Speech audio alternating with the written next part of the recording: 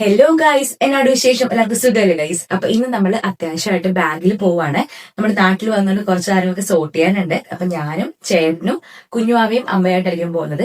അപ്പ വരാന്ന് പറഞ്ഞു, പക്ഷെ അപ്പക്ക് ഭയങ്കര മടിയായതുകൊണ്ട് ലാസ്റ്റ് നിമിഷം പ്ലാൻ മാറ്റി. അപ്പൊ നമ്മൾ ഇത്രയും പേരായിട്ട് ബാഗിൽ പോവാണ്. അതിനുശേഷം കുട്ടി ഷോപ്പിംഗ് കൂടെ പ്ലാൻ ചെയ്തിട്ടുണ്ട്. നമുക്ക് നല്ല സാധനങ്ങളൊക്കെ മേടിക്കാൻ വേണ്ടിയിട്ട് നമുക്ക് ഇന്ന് തിരിച്ച് നമ്മുടെ ഹസ്ബൻഡിന്റെ വീട്ടിലേക്ക് പോകണം. അപ്പൊ നമുക്ക് കുറച്ച് സമയം മാത്രമേ ഉള്ളൂ. അപ്പൊ നമുക്ക് ഒട്ടും താമസിപ്പിക്കാണ്ട് പോയാലോ. അപ്പോൾ ഗൈസ് നമ്മൾ വണ്ടി സ്റ്റാർട്ട് ചെയ്യുവാണ്. ചേട്ടയാണ് ഡ്രൈവ് ചെയ്യുന്നത്. അമ്മയാണെങ്കിൽ അപ്പ വരാത്തതിൽ പരാതിയൊക്കെ പറഞ്ഞിരിപ്പുണ്ട്. എന്തായാലും കുറേ നാൾക്ക് ശേഷമാണ് അമ്മയുടെയും ചേട്ടയുടെയൊക്കെ കൂടെ ട്രാവൽ ചെയ്യാൻ വേണ്ടിയിട്ട് പോകുന്നത്. കുറേ നാളായി, കാരണം 2 വർഷത്തോളം ആയല്ലോ ഞാൻ നാട്ടിൽ വന്നിട്ട്. എന്തായാലും ഒത്തിരി സന്തോഷമായി. ഇങ്ങനെ ഒരുമിച്ച് യാത്ര ചെയ്യാനൊക്കെ പറ്റുമെന്ന് ഞാൻ ഒട്ടും വിചാരിച്ചില്ല. സ്വാഭാവികമായിട്ടും നമുക്ക് യാത്ര ചെയ്യാനൊക്കെ പറ്റും. എന്നിരുന്നാലും ദൈവം അനുവദിച്ചതിൽ ഞാൻ ഒത്തിരി താങ്ക്ഫുൾ ആണ്. കാരണം നമ്മൾ വിചാരിക്കുന്ന പല കാര്യങ്ങളും കൃത്യമായിട്ട് നടക്കണമെന്ന് നിർബന്ധമില്ലല്ലോ. എൻ്റെ വീട് ശരിക്കും പറഞ്ഞ ആലപ്പുഴയിൽ അർത്തുങ്കപ്പള്ളിയാണ് ഇടവക വരുന്നത്. അപ്പോൾ പണ്ട് കുഞ്ഞായിരുന്നപ്പോൾ ഞാനും അമ്മയും കൂടെ ഇടയ്ക്കൊക്കെ ഇങ്ങനെ ചേർത്തലയ്ക്ക് പോകുന്ന ഒരു പരിപാടിയുണ്ട്. ഞങ്ങൾ അർത്തുങ്കൽക്കാർക്ക് ആലപ്പുഴയെക്കാളും അടുപ്പം ചേർത്തലയാണ്. അതുകൊണ്ട് തന്നെ നമ്മൾ ഏറ്റവും ആക്സസിബിൾ ആയിട്ട് പോകുന്നതും ചേർത്തല തന്നെ ആയിരുന്നു.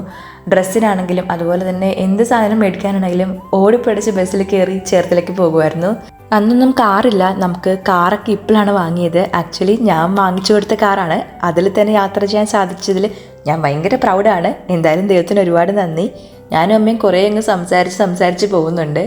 വീട്ടിലാണെങ്കിലും ഞാനും അമ്മയും ഒത്തിരിയൊക്കെ എന്തെങ്കിലുമൊക്കെ ഇങ്ങനെ കത്തി വെക്കാറുണ്ട്. അനിയത്തി കഴിഞ്ഞാൽ പിന്നെ ഞാനാണെന്ന് തോന്നുന്നു വീട്ടിൽ അമ്മയായിട്ട് കൂടുതലും കത്തി വയ്ക്കുന്ന ഒരാൾ. പണ്ടൊക്കെ അമ്മയുടെ കൂടെ യാത്ര ചെയ്യുമ്പോൾ ആ ഒരു മൊമെന്റ്സ് ഒക്കെ പിന്നീട് മിസ് ചെയ്യും എന്നൊരു റിയലൈസേഷൻ എനിക്ക് ഉണ്ടായിരുന്നില്ല. കല്യാണം കഴിഞ്ഞു, അതിനുശേഷം അയർലൻഡിലായപ്പോഴും കല്യാണം കഴിഞ്ഞ് നാട്ടിൽ വരുമ്പോഴൊക്കെ ആണെങ്കിലും ആ ഒരു റിയലൈസേഷൻ ഇപ്പോഴാണ് എനിക്കുള്ളത്. അമ്മയായിട്ടുള്ള ആ ഒരു മൊമെന്റ്സും ഞങ്ങൾ ഒരുമിച്ച് കടയിൽ പോകുന്നതും സാധനങ്ങൾ മേടിക്കുന്നതും എനിക്ക് ഡ്രസ്സ് വാങ്ങി തരുന്നതൊക്കെ ശരിക്കും ഇപ്പോൾ നന്നായിട്ട് മിസ് ചെയ്യാറുണ്ട്. ബാങ്കിലൊക്കെ പോയിട്ട് നമ്മളിതേ ഒരു ബാഗുള്ള കടയിൽ കയറി. ഇവിടെ ഒരുപാട് കളക്ഷൻസ് ഉണ്ടെന്ന് അമ്മ പറഞ്ഞു. എൻ്റെ ഡൈപ്പർ ബാഗ് ആണെങ്കിൽ, അതായത് വാവയുടെ ഡൈപ്പറൊക്കെ വെക്കുന്ന ബാഗാണെന്നുണ്ടെങ്കിൽ സ്കെച്ച് പെൻ അതിൻ്റെ പോക്കറ്റിലുണ്ടായിരുന്നു. ഒരു ദിവസം വെച്ച് മറന്നു പോയി എടുക്കാൻ. അത് ലീക്ക് അടിച്ച് അത് ഫുള്ളും കളറായി. അതൊരു ക്രീം കളറിലൊരു ബാഗായിരുന്നു കേട്ടോ. അത് മൊത്തം നാശമായിപ്പോയി. അപ്പോൾ എനിക്ക് അത്യാവശ്യമായിട്ടൊരു ഡൈപ്പർ ബാഗ് വേണമായിരുന്നു. അപ്പോൾ അത് അമ്മ വാങ്ങിത്തരാമെന്ന് പറഞ്ഞ് കയറിയതാണ്. അപ്പോൾ ഇത് ബില്ലൊക്കെ പേ ചെയ്തു. നമ്മളിവിടെ നിന്ന് ഇറങ്ങുവാണ്. ഇനി നമ്മൾ പോകുന്നത് ഒരു ഡ്രസ്സൊക്കെ ഉള്ളൊരു കടയിലാണ് കേട്ടോ. അപ്പോൾ ചേട്ടായിയാണ് കുഞ്ഞുവാവനെ എടുത്തുകൊണ്ട് നടക്കുന്നത്. വാവ ആദ്യമായിട്ടാണ് ഇത്രയും ചൂടിനോട് എക്സ്പോസ്ഡ് ആവുന്നത്. നമ്മൾ ആദ്യം കയറിയ കടയിൽ അധികം കളക്ഷൻസ് ഒന്നും ഇല്ലായിരുന്നു ഡ്രസ്സിൻ്റെ. അപ്പോൾ നമ്മൾ വേറൊരു കടയിൽ കയറാമെന്ന് വിചാരിച്ചു. ക്രിസ്മസിൻ്റെ ടൈം ആയിരുന്നതുകൊണ്ട് തന്നെ നല്ല ഡെക്കറേഷൻസ് ഉണ്ടായിരുന്നു കേട്ടോ. ക്രിസ്മസ് പപ്പയും അതുപോലെ തന്നെ ക്രിസ്മസ് ട്രീ ഒക്കെ നന്നായിട്ട് അറേഞ്ച് ചെയ്തിട്ടുണ്ടായിരുന്നു. പുറത്ത് വെച്ചിരിക്കുന്ന ഡിസ്പ്ലേ കണ്ടിട്ടാണ് കേട്ടോ നമ്മൾ ഈ ഒരു കടയിലോട്ട് കയറാമെന്ന് വെച്ചത്. എന്തായാലും എനിക്ക് ഇഷ്ടപ്പെട്ടു. അത്യാവശ്യം കളക്ഷൻസ് ഒക്കെ ഉള്ളൊരു കടയായിരുന്നു. എനിക്കാണെങ്കിൽ മെറ്റേണിറ്റി വെയർസ് അധികം തന്നെ ഇല്ലായിരുന്നു നാട്ടിൽ ഉപയോഗിക്കാൻ വേണ്ടിയിട്ട്. അടുത്ത ദിവസങ്ങളിലായിട്ടൊരു ട്രിപ്പ് പ്ലാൻ ചെയ്യുന്നുണ്ട് ഫാമിലി ആയിട്ട്, ഹസ്ബൻഡിൻ്റെ ഫാമിലി ആയിട്ട്. അപ്പോൾ അതിൽ നമുക്ക് പോകണമെന്നുണ്ടെങ്കിൽ ഡ്രസ്സ് നല്ലത് വേണമല്ലോ. അപ്പോൾ അതും കൂടെ അമ്മ വാങ്ങിത്തരാമെന്ന് പറഞ്ഞ് നമ്മൾ കയറിയതായിരുന്നു. സോ നമ്മളിതെല്ലാം കഴിഞ്ഞു, ഷോപ്പിംഗ് എല്ലാം കഴിഞ്ഞിട്ട് വീട്ടിലേക്ക് പോകുന്നു. അപ്പോൾ ഇത് അവിടെ നിന്ന് വാങ്ങിച്ച ബാഗ് ഞാൻ അൺബോക്സ് ചെയ്ത് കാണിച്ചു തരാം. നല്ല സ്പേഷ്യസ് ആയിട്ടുള്ള ബാഗാണ് കേട്ടോ സെലക്ട് ചെയ്തത്. ഈ ഒരു കളർ എനിക്ക് ഒത്തിരി ഇഷ്ടപ്പെട്ടു. നല്ല ഡാർക്ക് ബ്രൗൺ കളറാണ് കേട്ടോ. നിങ്ങൾക്ക് എത്രത്തോളം ക്ലിയർ ആണെന്ന് എനിക്കറിയില്ല. പിന്നെ ആ ഒരു ഫ്ലവറിൻ്റെ ഡിസൈനൊക്കെ നന്നായിട്ടുണ്ട്. നല്ല വലിയ ബാഗാണ് കേട്ടോ. കാരണം അത്യാവശ്യം സ്പേഷ്യസ് ആയിട്ടുള്ള ബാഗ് തന്നെ വേണമെന്ന് ഞാൻ പറഞ്ഞ് നോക്കിയെടുത്തതാണ്. എന്തോ 800 സംതിങ് ഈ ബാഗിനായുള്ളൂ കേട്ടോ.